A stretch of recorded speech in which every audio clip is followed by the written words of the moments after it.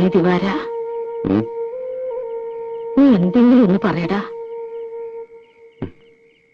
എന്ത് പറയാനാമേ?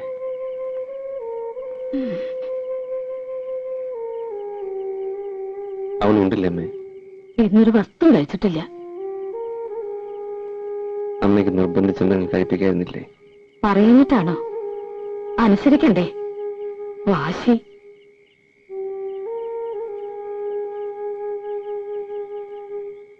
അത് മുഴുവൻ തിന്നടാ.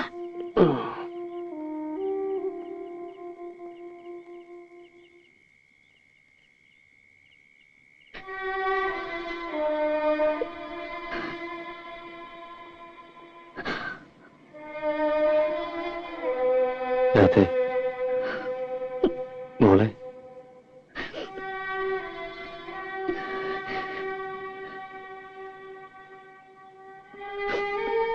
സാരില്ല. ദിവാരേട്ടന് സഹിക്കാൻ പറ്റാത്തോണ്ടല്ലേ? ഇന്നലെ വരെ നിന്നെ നുള്ളിപ്പോലും നോവിച്ചിട്ടുണ്ടോ ദിവാരേട്ടൻ?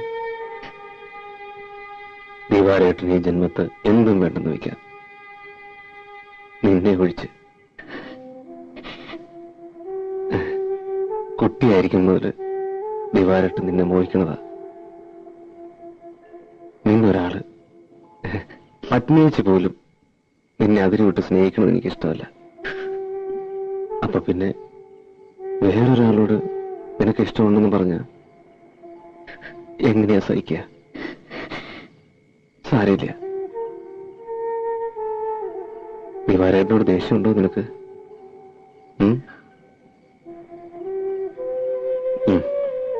കുട്ടികളാകുമ്പോ ചില വിവരക്കേടും എടുത്തിയാട്ടവും ചില തമാശകളികളൊക്കെ ഉണ്ടാവും. അതൊക്കെ മനസ്സിലാക്കാനുള്ള വിവരമൊക്കെ ഉണ്ട് ദിവാരേട്ടന്. അത് പോട്ടെ, മറന്നുകള. നമ്മൾ ഈ കാണുന്നതൊന്നുമല്ല ലോകം. മിന്നണതെല്ലാം പൊന്നല്ല. ചോണയുണ്ടെങ്കിൽ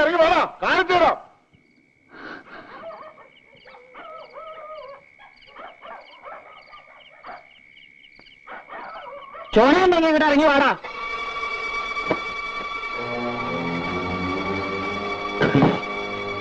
എങ്ങനാ അങ്ങനെ പോകുന്നേ? എന്തിനാടാ പടം മുഴുവൻ ഇളകി വന്നേക്കുന്നത്? എന്റെ ഈശ്വര, എന്താ വേണ്ടേ? എന്റെ കുട്ടിയെ നീ കൊല്ലും. അല്ലടാ, കൊല്ലും. ഇപ്പൊ തല്ലേയുള്ളൂ. തെമ്മാടിത്തരം കാട്ടിയാൽ കൊല്ലും. നിന്റെ പെണ്ണിനെ നീ മര്യാദയ്ക്ക് വളർത്തണം.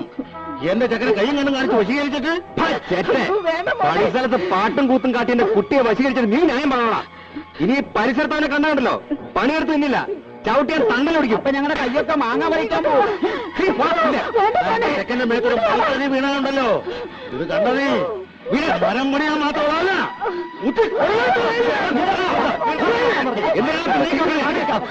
ചങ്കി കിളികളിൽ ഒട്ടുണ്ടല്ലോ. അതിനാണ് ഇപ്പൊ ചെയ്യും.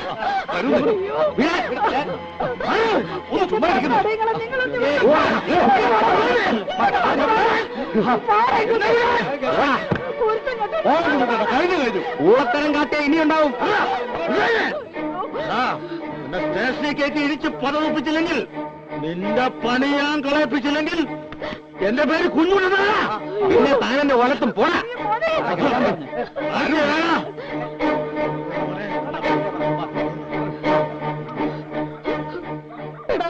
ആരെയാടാ നീ തല്ലി കൊല്ലാറാക്കിയത്? ഓ അന്വേഷിക്ക്.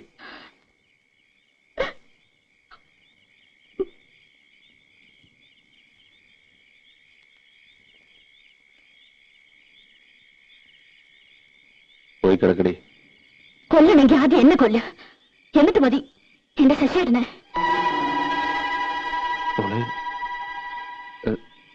അത് എന്റെ ശശിയേട്ടനെ തല്ലി ഓടിച്ച ഞാൻ നിങ്ങൾക്ക് സമ്മതിക്കുമെന്ന് കരുതിയോ? 5 വയസ്സ് മുതൽ കൂടെ കൊണ്ടുവന്ന് കണ്ണിലെ കൃഷ്ണമണി പോലെ നോക്കി വളർത്തിയ ദിവാരേട്ടനേക്കാൾ വലുതാണോ ഇന്നലെ കണ്ടൊരു ആശാരിച്ചക്കൻ? അതെ, എനിക്കിപ്പോ നിങ്ങളെക്കാൾ വലുത് അയാളാണ്.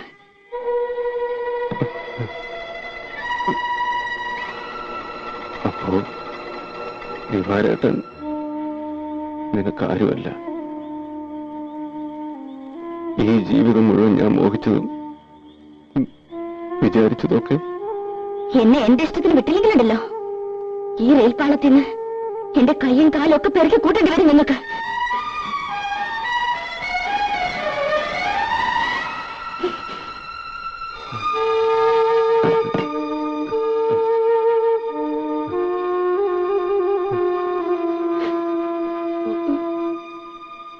മോനെ കേട്ടില്ല അമ്മേ,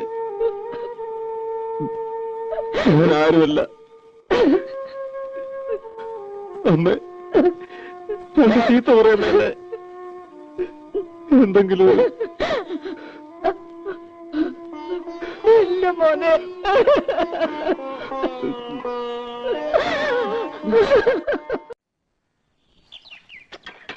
മോളെ മോളെ എന്താ വെച്ചാ? അമ്മന്റെ അമ്മ പുഴയെ പോയി.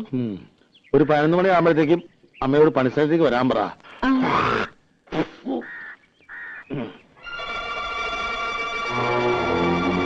വാ, കേറിയിരിക്ക. എവിടെ നിങ്ങളുടെ മരുമോൻ? അവനോട് ഇല്ല, വീട്ടിൽ പോയിരിക്കുക. തത്തമംഗലത്തിന് 2 ദിവസം കഴിഞ്ഞ് വരും. ദിവാര, കഴിഞ്ഞത് കഴിഞ്ഞു, നീ ഉണ്ടാവാണ്ട് നോക്കുക. ഞാൻ അവനോട് പറഞ്ഞിട്ടുണ്ട്, നിന്റെ വിഷമം എനിക്ക് മനസ്സിലാക്കാൻ കഴിയും. എന്റെ വിഷമം ആരും മനസ്സിലാക്കണ്ട. ഞാൻ വെറും കരിവേപ്പില. ഞാൻ എന്താ ചെയ്യണ്ടേ? നിങ്ങൾക്കറിയുമെന്നറിയില്ല, തലയിൽ വെച്ച പേനരിക്കും, താഴത്ത് വെച്ച ഉറുമ്പരിക്കും എന്ന് പറഞ്ഞുവല്ല ഞാൻ അവളെ വളർത്തിയത്. മുറപ്പെണ്ണാണെങ്കിലും എന്റെ സ്വന്തം അനിയത്തി അല്ല, മോളെ പോലെ ഞാൻ അവളെ നോക്കിയത്. ഓർമ്മയിൽ പോലും ഒരാണിന്റെ കണ്ണോടെ കണ്ടിട്ടില്ല. അതായിരിക്കും എന്റെ തെറ്റ്. അത് പോട്ടെ. കല്യാണം കഴിയുമ്പോ ഇതൊക്കെ അങ്ങോട്ട് മറക്കൂടാ. മറന്നില്ലെങ്കിലോ? വേണ്ട കുഞ്ഞുട്ടേട്ടാ, അവള് സുഖായിരിക്കണം, അത് മതി എനിക്ക്. ജാതിയുടെ കാര്യത്തിൽ പ്രശ്നമില്ലെങ്കിൽ അയാളുടെ അച്ഛനോടും അമ്മയോടൊക്കെ ആലോചിച്ചിട്ട് നിങ്ങൾ എല്ലാവരും കൂടെ അവളെ വന്ന് കാണണം. എന്തിനാണ്? പെണ്ണു കാണാൻ, എന്നിട്ട് അവളെ കെട്ടാൻ. അത് നടക്കുമെന്ന് തോന്നല്ല എനിക്ക്. നടന്നേ പറ്റൂ. ജാതി നോക്കിയിട്ടൊന്നുമല്ലോ സ്നേഹിച്ചത്, മോഹിപ്പിച്ചിട്ട്. ഇതെന്താ തമാശ? അങ്ങനെ ഊരിപ്പോവാനാണെങ്കിൽ അതവന്റെ അവസാന. ഓർത്തോ?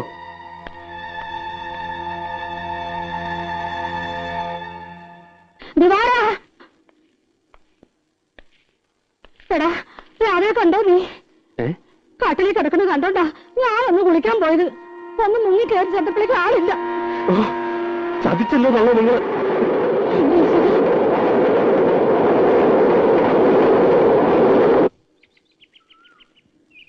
ഇത്തിരി കട്ടൻ ചായ തരാൻ പറഞ്ഞിട്ട്? പഞ്ചസാരയില്ല, വാങ്ങാൻ വിട്ടിട്ടുണ്ട്. ഏട്ടനെ കാണാൻ ഒരു പെണ്ണ് വന്നിരിക്കണ. പെണ്ണോ?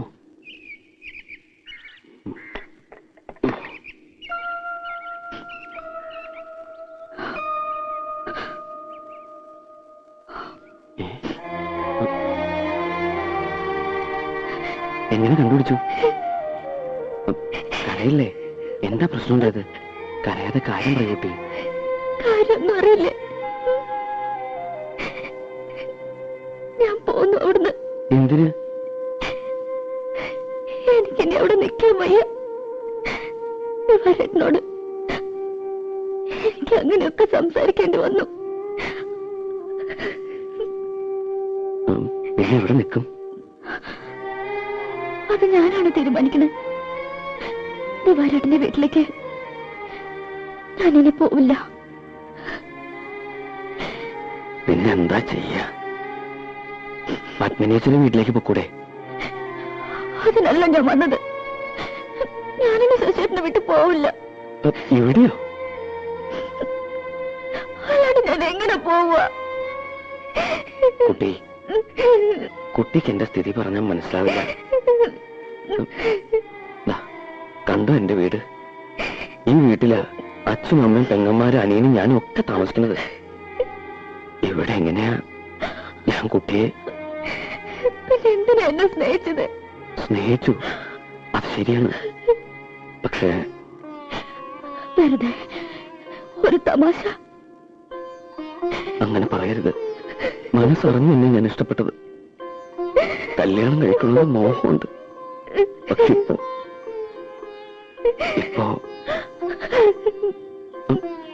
എനിക്ക് വയ്യ.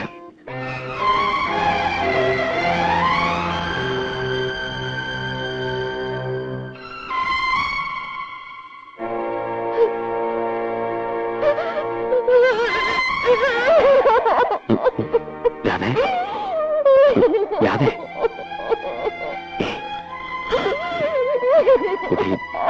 എന്താ ഇത്?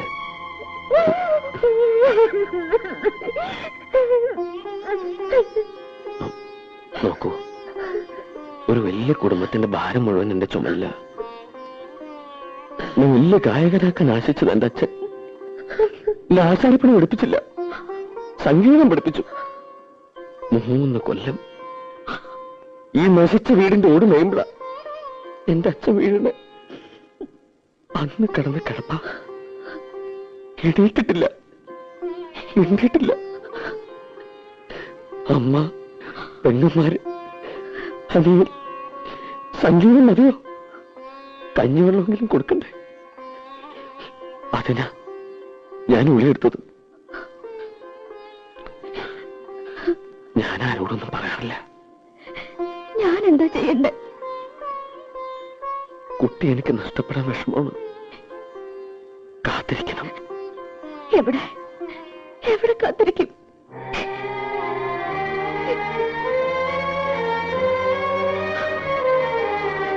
എനിക്കൊരു പായ വരിക്കാൻ ഇടം കിട്ടിയാൽ മതി. അത്ര കാരുണ്ടെങ്കിൽ എന്നോട് കാട്ടിക്കൂടെ?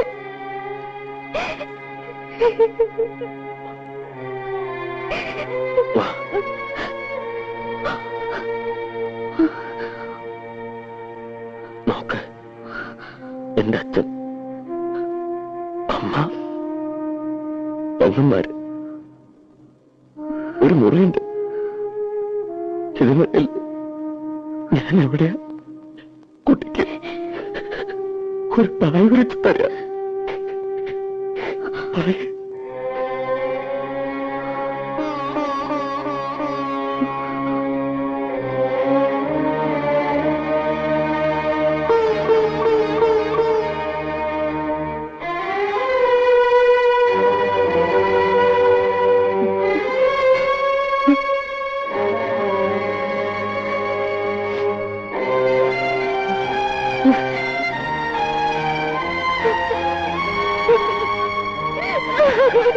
മോനെ, ആ കുട്ടി പോയി രക്ഷപ്പെട്ടോട്ടടാ. പാവം. അവള് എന്റെ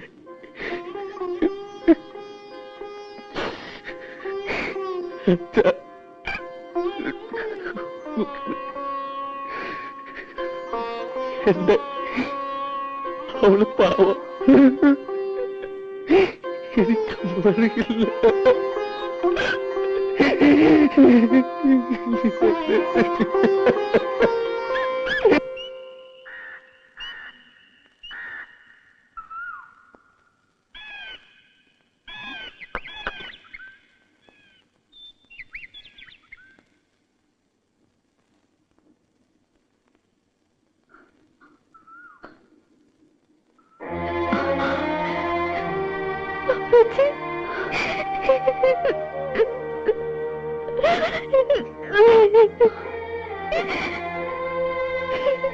ഞാൻ അറിഞ്ഞ കാര്യങ്ങളൊക്കെ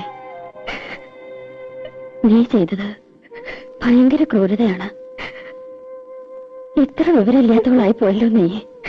ഞാനിവിടെ എവിടെയെങ്കിലും ഒതുങ്ങി കഴിഞ്ഞോളാം. ഉപേക്ഷിക്കരുത്. അത് അപ്പേച്ചയ്ക്ക് 2 മക്കളുണ്ട്. അവരുടെ ജീവിതമെങ്കിലും ഓർക്കണം. നീ അപ്പേച്ചോട് ക്ഷമിക്കണം.